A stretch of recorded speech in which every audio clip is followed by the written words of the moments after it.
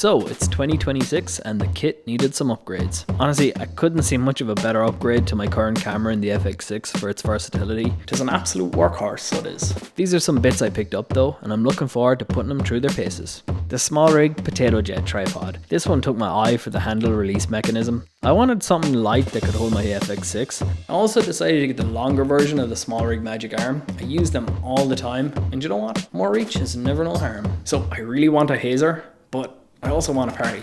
So this smoke machine is the in-between solution that I found. For power, I decided I should probably get a V-mount battery.